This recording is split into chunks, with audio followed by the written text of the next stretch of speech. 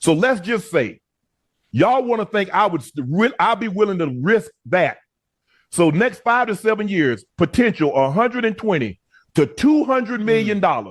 You think I would be willing to risk that to do this? I mean, I want you guys, because there are some guys that have, because everybody that does podcasts, Lavelle, they don't make money. You don't make money unless you got advertisers and sponsors. Let's just say, for the sake of argument, I was an upstart podcast and I wanted to get people's attention.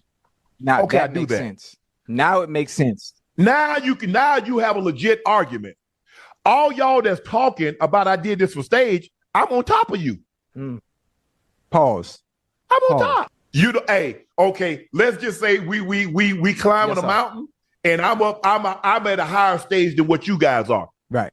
No, the only people that can say, if Joe Rogan wants to say it was staged, so I was trying to catch him, okay.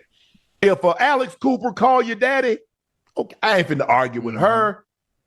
She's gotten $200 or $300 million contract. We know what Joe Rogan is the top of the food chain. The Kelsey brothers, new heights. But bro, who just to refute a rumor would be willing to forego potentially $200 million? I've got 6-figure and 7-figure sponsors that said, well, I'm sorry, Shannon, we don't know if, we should continue this relationship. So I'm just going to say, hey, but I want to shoot down that rumor. At least now I lost $100 million, $200 million. They ain't going to think I'm gay, because who would have did that? If he would have gay. Well, I see the shift. I definitely see the shift, man. We losing a lot of people right now, but I see the shift. I seen Trick and Rick Ross squash their beef. I think that's beautiful, bro. Black men, it's time for us to do what's not expected of us, right? And that touched me to see Rick Ross and Trick squash their beef, because they are two big people in our culture. They have a big name and a big influence. So I want to follow suit. I've been thinking about it for a while, and I even texted him before, but the only person I feel like I owe a public apology to is Kwame Brown, because that was my little brother. We played together in the NBA on teams, and we was real cool. And the joke that we made a joke on, we would say in locker rooms all the time, went a little too far, and he got tired of hearing it.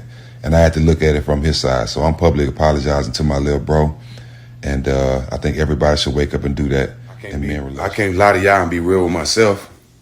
I ain't cool with everybody, and I ain't gonna be cool, because I don't stand for sucker shit.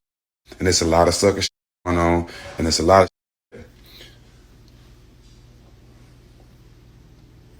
people that slide to confirm their narrative, right? We ain't selling our soul. We ain't done no sucker shit.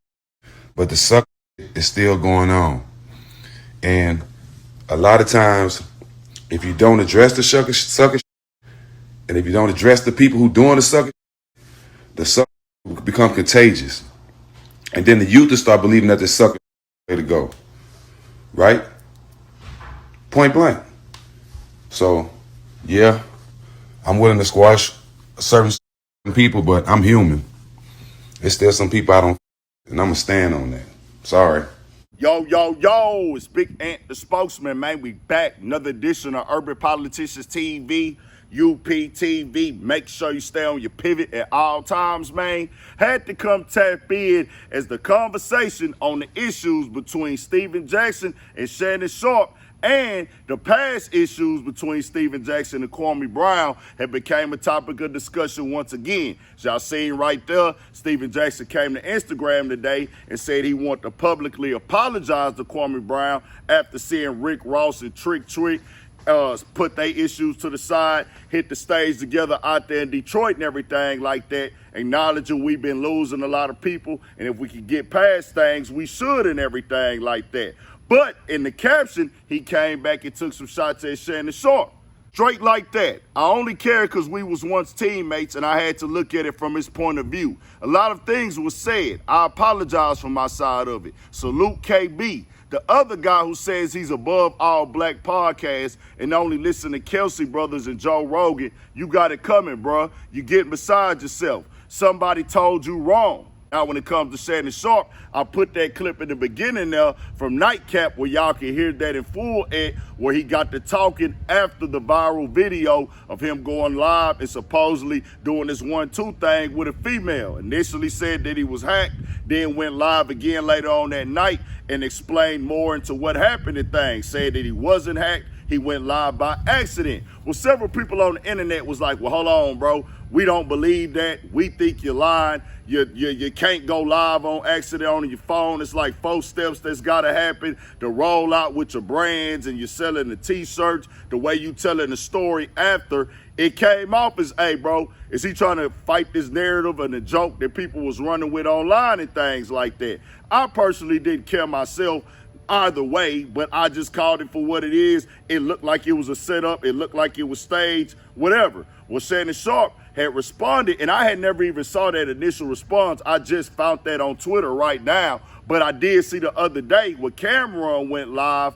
I mean, they went on the Is What It Is show, and they addressed it even more when he talked about Joe Rogan and he talked about the Kelsey brothers and call her daddy and things like that. Well, if y'all ain't on their level, I'm not even responding to y'all. I'm not listening to y'all. I ain't trying to do nothing to be in competition with y'all because I'm way above y'all and everything like that. And he didn't directly say I'm only responding to the white podcasters or nothing like that. You niggas ain't on my level or you niggas are beneath me, but that's how it's gonna be taken. He talked about the money when people wasn't talking about the money conversation at all. It was just people commenting and giving their opinion on what happened. I expect Shannon Sharpe to stand up for herself. Don't never let no nigga play with you on with your sexuality or joke on you. Nah, protect your image, protect your brand. But when you turn it into, well, y'all ain't got enough money for this conversation or having an opinion, and then you say these people, those are the only people that's getting those $100 million deals. So that's gonna come off to niggas who are stomped down niggas and black. I ain't saying that everybody on the same type of time or nothing with that conversation that you saying, hey, the white people can say this about me, but you niggas can't, because they got more money. They the ones with the bread. I don't care what none of y'all niggas say. Y'all not on my competition level. When Shannon Sharpe, I'm here to tell him directly, hey, fam, it came off as weird after that response. When you went live, it was whatever. You came up and said you hacked, but it was like, okay, cool. I was done with it. But when he did the whole live stream after, got to explaining this, explaining that, he's saying that, hey, you wasn't putting everything on the line. It just came off as that this wasn't real. It just is what it is. People gonna dissect it and give their opinion on it and things of that nature. And I'm a nigga that's on record. I did the same thing when D.L. Hughley said, hey, I'll go do Vlad TV talk show on Vlad TV, but I won't go do Shannon Sharpe because he's messy and he does a lot of instigating, and it's one of those things that's detrimental to our community. And I'm like, well, hold on, nigga, how you gonna say you gonna do Vlad and you rock with Vlad, but then you gonna accuse Shannon Sharpe of doing the same thing that Vlad TV does to the highest level of times 10. That's when I come in and say, hey, bro, the white man ice is colder. I'm going to defend my people at all times. But I got to tell you like this, bro. When it comes to our culture, our community, these conversations do get had. Well, hold on, bro. How you moving? What you standing on? True, people got more money. True, you ain't got to respond. True, you should defend yourself. When niggas playing with you, stand up on your stuff. Most definitely. But at the same time, the way that you word things gonna come off a certain way. I seen when Cameron and them responded to it, and it's crazy. Because last night, I had went live, and I talked about this on live. And y'all who was watching was there. I also did a video early this morning with Rick Ross and Trick squashing their beef and things. And it's crazy to see how the rotation of the algorithm and the topics work, because now that is circulated over to today as well. But we'll see what happened right here. I'll tell Steven Jackson this as well. Kwame Brown I know Kwame Brown ain't tripping or whatever he gonna do here. Shout out to the homie Kwame Brown. But he probably like, bro, Steven Jackson, you could have kept his apology separate. I'll keep that part 1,000 as well. Keep the apology separate if you gonna go diss another nigga, bro. Give me my apology. And I'm not the police of how people should move in life.